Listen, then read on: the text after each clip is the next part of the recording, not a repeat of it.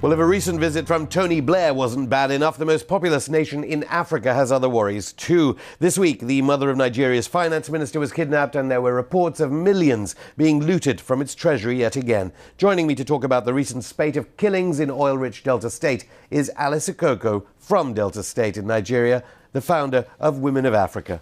Thank you so very much, and it's a pleasure being here again. Thank you very much to you for coming back on. I notice the great Tony Blair has been in your country, Nigeria, trying to reconcile Christians and Muslims, I think the news report said. What do you think of that visit? Well, I don't know. I think there is all of this is about the hypocrisy that Africa is continuously being bombarded with, because I think to reconcile Muslim and Christians, who does Tony Blair have in mind? Who are you going to invite to the discussion table? Because I do not believe that Nigeria has religious problem. I think and in fact, it's not also not an ethnicity problem. That's not what we have. What we have is issue of corruption. What we have is the issue of the absence of governance. A group of people that take care of employment, take care of education, take care of health, take care of everything, the aspirations of citizens. But you may, your groups like yourself, may be going for stopping that corruption. I was thinking, Blair, your previous premier, stopped diplomatic relations with France in the 60s over atomic tests. How is it that the new governments of Nigeria in recent years seem to kowtow even more to imperial powers? Well, the point is, that's the point I make. I mean, Nigeria has getting worse. Well, Nigeria has had to reach the point that we no longer have politicians of ideology. We no longer have politicians who even think that yesterday mattered. We now have politicians who have imposed themselves on the people, and these are driven mainly by the oil wealth. Because even the time of Blair, who is the first prime minister of Nigeria, there was no oil, if you like. So now, what is actually happening is that the oil wealth is now driving a class of people that see the oil as their personal achievement for themselves. And obviously, the position, how much you get out of what becomes a national cake,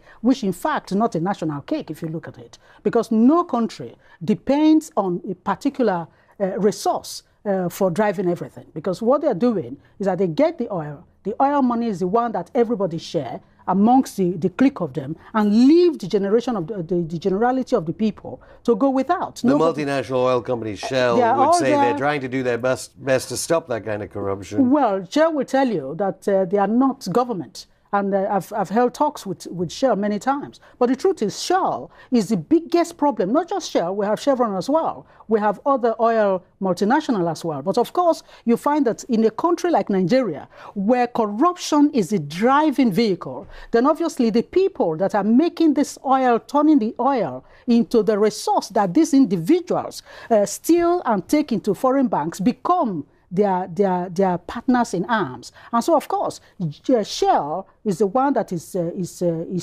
bringing the entire, driving the wheel of the resources that is available to them. And Shell will tell you it has nothing, because I've met with Shell many times. I've been to them in Nigeria. I've met with them one-on-one, and I have seen that Shell is not prepared, to even look at the areas where they are operating. Well, how are things in your particular state, Uzere? Well, we find that Uzere, in Niger Delta state. In the Niger Delta, because obviously the whole wealth and the whole problem of Nigeria stems from the Niger Delta, if you like. Because the Niger Delta is the oil-producing area, and the oil is the one that is actually fueling and driving the wheel of corruption, the wheel of inhumane behavior, the evil of individual against individual. That is what we are getting. Some will say, well, imperialism, we said it. How come that we're now driving? Tony Blair is now in Nigeria trying to make peace. Tony Blair was supposed to also be in the Middle East to make peace between Israel and the Palestine, but he hasn't done it. His tree is shifted to Nigeria, and he goes to Nigeria because he was also there before with George Bush. The interest is oil, and who drives that oil? But then what is it about Nigeria? I was saying Yar'Adua said that his time when he met George W. Bush was the greatest moment of his life. What is up with your politicians? Well, we don't have politicians. That's the point. We don't have politicians. Politicians are those who have the ideas of political science and know how to to drive and juggle. But they're hugely backed by the United States. Well, we know. Susan Rice is a great friend of your Nigerian government's what MPs. What has happened? It's reached a point now that I say to myself, for how long will I continue to blame the outside world for what is actually happening on the ground? I think the time is now that we push for a new world order where we maybe not forget what happened in the past, but we have to come to a point where we draw the line. You're saying it's the Nigerians' fault? Yes, we do, but that's what I'm saying, because if you turn to DFID, because I talk to DFID too, and they tell me, no, you see... The British Department for International Development. Yes, and they say, well, we talk to the government. And I say, but who is the government you talk with? You're talking with government in Africa. For over 50 years, you feed money into Africa to make the way for you to come in and take resources. Africans should know that it is their responsibility to protect the interests of Africa. But how can you, with that amount of millions and trillions of dollars ranged against the African people, as some would have it? But I mean, look at Uzeri, your own state. Uzeri, yes. It's worse now than when you came on last time. That is very correct. I think we now have people, we are now running, the king of Uzeri,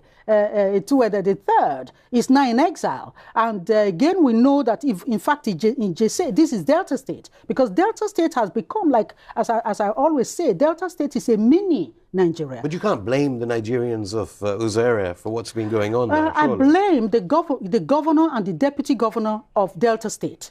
Because always, if you go on the ground, you will find individuals that are being used as the local lords that they are using to destroy their own land. So for me, I see Odwara, who is the governor of Delta State, and his deputy, who is supposed to be a professor of law, Amos Otwama, who's really are turning the place upside down. We now have, when you look back and you ask about Delta State, where Uzeri is sitting, you will find that Delta State is the most insecure state in the entire world, in the entire country. Delta State is also the most deprived of the entire country. You will also find also that poverty bites deeper in Delta State than anywhere else. The Delta State governor called me a few weeks ago, and we talked about the Uzeri problem. And I said to him, you've got our youths, 20 youths at the time, imprisoned. What did they do? Because they protested. What is happening is America is very much, in fact, I sent a message to the White House recently on the issue of Uzeri to Obama, that we need to put the order of things back on the agenda. In fact, it was during the time of the campaign, that we cannot continue to be pushing across and causing so much trouble and pain on the other end. We saw in Egypt when for many years, for 30 years, Mubarak was sustained in power to say, keep the terrorists out. We cannot stay above in your country and come across and say you are trying to make things better. That's good. Thank you very much for coming back on the show. Thank you for having me.